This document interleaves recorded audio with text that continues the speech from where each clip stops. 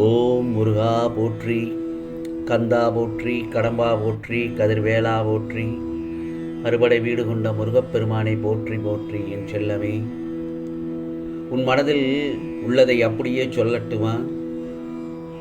நான் சொல்வதை கேட்டால் நீ அழுது விடுவாய் என் செல்லமே. கவலைப்படாதே, இந்த முருகப்பெருமான் இருக்க உனக்கு என்ன பயமேன்? பயமேன் என்று உனக்குள்ளே கேள். பயமே வேண்டாம், பயப்படக்கூடாது. எதை கண்டும் நீ பயப்படக்கூடாது. இந்த முருகப்பெருமான் சொல்லும் ஒவ்வொரு வார்த்தையும் நீ காதால் கேட்டாலே போதும். என் செல்லமே, உன் மனதை இந்த முருகப்பெருமான் நான் நன்கு அறிவேன். யார் என்ன கூறினால் என்ன? உன்னை குறை கூறியவர்களை நினைத்துத்தானே நீ கவலைப்படுகிறாய்? அவர்கள் உன்னை மட்டுமல்ல, எல்லோரையுமே குறை கூறிக்கொண்டேதான் இருப்பார்கள். அவர்களுக்கு அதை தவிர வேறு எதுவுமே தெரியாது. மற்றவர்களுடைய மன வலியும் புரியாது அவர்களுக்கு. இவற்றையெல்லாம் நீ பெரிதாக எடுத்துக்கொள்ள வேண்டாம்.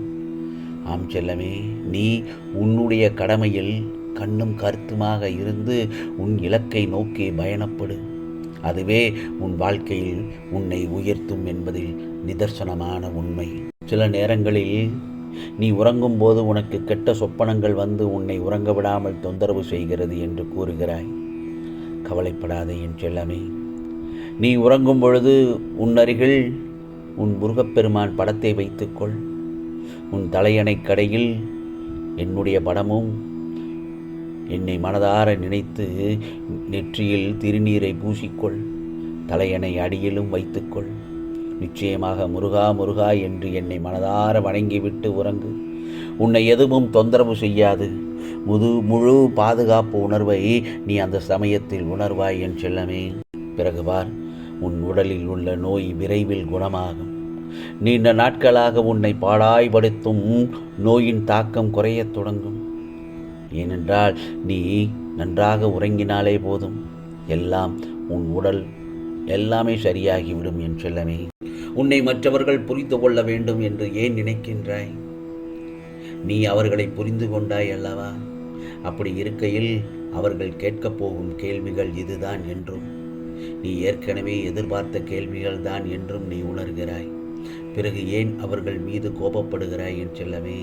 அவர்களுக்கு நிதானமாய் இரண்டு வார்த்தைகளில் பதில் கூறிவிட்டு உன் கோபத்தை அந்த கூறிய வார்த்தைகளையே மறந்துவிடு. அப்படி இருக்கையில் நீ எந்த ஒரு தருணத்திலும் யாரிடத்திலும் நீ ஏமாந்து போக மாட்டாய். உனக்கு கோபமும் தன்னை புரிந்து கொள்ளவில்லை என்ற ஏமாற்று நிலையும் அவர்கள் மீது வெறுப்பும் வாழ்க்கையில் ஓர் வெற்றியிடத்தை உணரமாட்டாய்.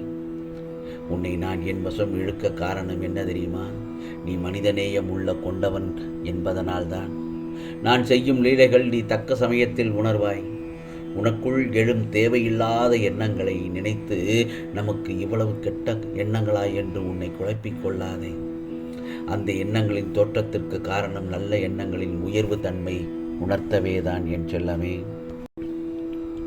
உன் வாழ்க்கையில் சில நினைவுகள் உன் மனதில் வடுவாய் அமர்ந்து உன்னை அழுத்தி உன் வாழ்க்கையில் முன்னேற விடாமல் உன்னை வேதனை என்னும் படுகொழியில் தள்ளி உன் வாழ்க்கையில் நீ முன்னேற வேண்டும் என்ற எண்ணத்திற்கு அது தடையாய் இருப்பதனால் இப்பொழுது நீ திக்கு தெரியாமல் குழம்பி போயிருக்கிறாய். நீ எதிர்காலத்தை யோசித்து எடுத்த முடிவை அவர்கள் யோசிப்பது இல்லை. நீ அவர்களை காயப்படுத்தினாய் என்பது மட்டும்தான் அவர்களுக்கு புரியும். அவர்களுக்கான சூழ்நிலை புரிந்து தான் முடிவை நீ எடுத்தாய் என்பது அவர்களுக்கு புரியாது, தெரியாது. அதை எதிர்பார்த்தால் கடைசியில் நீயும் தான் காயப்பட்டு நிற்பாய். ஆகவே உன்னை தவறாக புரிந்து கொண்டார்கள், நம்மை நேசித்தவர்கள் என்றுதானே வேதனை அடைகிறாய். எதற்கும் கலங்க வேண்டாம், எதற்கும் வருத்தப்பட வேண்டாம். இந்த முருகப்பெருமான் உனக்காக நான் இருக்கிறேன். உன்னை நிச்சயம் நான் முன்னேற வைத்து வெற்றி பெற வைப்பேன். என்னை நம்பு, பொறுமையாக இரு. எல்லாவற்றையும் கடக்கத்தான் நான் உனக்கு உதவி கொண்டே இருக்கின்றேனே. உன் மனதை மட்டும் என்னிடம் நிறுத்தி அமைதியாக இரு. பிறகு உனக்கு நடப்பது எல்லாம் நல்லதாகவே நடக்கும். அதற்காகத்தான் நான் உனக்குள் இருக்கும் பக்தியை கண்டு நான் வியக்கின்றேன். உன் அன்பு உணரும் நிமிடங்கள் என் கண்களில் இருந்து ஆனந்த கண்ணீர் வருகிறது. என் செல்லப்பிள்ளை என்றால் எனக்கு உயிராய் நினைக்கும் என் செல்லமே, நிச்சயமாக உனக்கான எதிர்காலத்தில் நல்லதொரு நிலையை உருவாக்க இதோ உனக்காக நான் இந்த முருகப்பெருமான் நான் களத்தில் இறங்கிவிட்டேன். கவலைப்படாதே.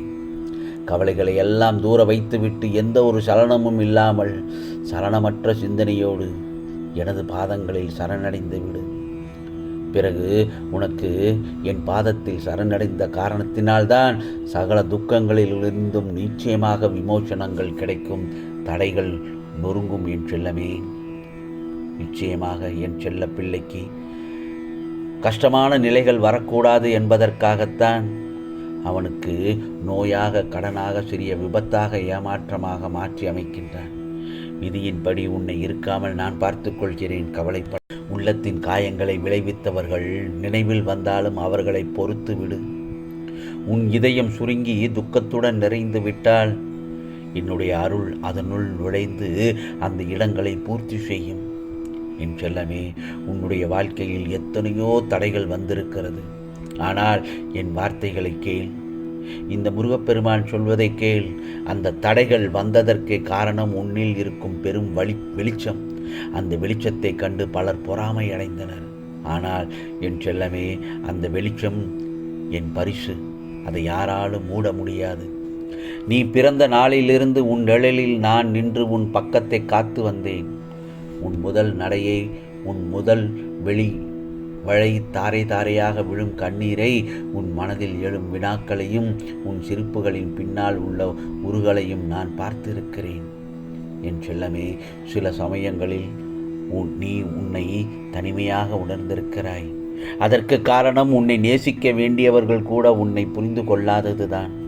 ஆனால் எப்போதும் நினைவில் மற்றும் ஒன்றை வைத்துக்கொள், நான் உன் மனதிற்குள் இருக்கும் ஒவ்வொரு சுழற்சி அலைக்கும் நிழலாக இருந்து கொண்டிருக்கிறேன். நீ யாரிடமும் சொல்ல முடியாத வழிகளை என்னிடம் மட்டும் சொல்லு, இந்த முருகப்பெருமானிடம் மட்டும் சொல்லு. சொல்லாமல் நீ சுமந்து கொண்டிருக்கும் அந்த பாரங்களை என்னிடத்தில் கொடுத்து விடு. உன் மனதில் இருள் எல்லாமே எனது ஒளியில் கரைந்து விடும். உனக்குள் உள்ள ஏமாற்றங்கள், வாழ்க்கையால் அளிக்கப்பட்ட துரோகங்கள், சில நேரங்களில் நீ பட்ட நிராகரிப்புகள், இவை அனைத்தும் நான் அறிந்ததுதான். ஆனால் அந்த நொடிகளில் கூட நீ சுதாரித்தாய். உன் உள்ளத்தில் இருப்பது வெறும் துக்கமல்ல, அது ஒரு தைரியம். அந்த தைரியத்தை நீ சில நேரங்களில் மறந்து விடுகிறாய்.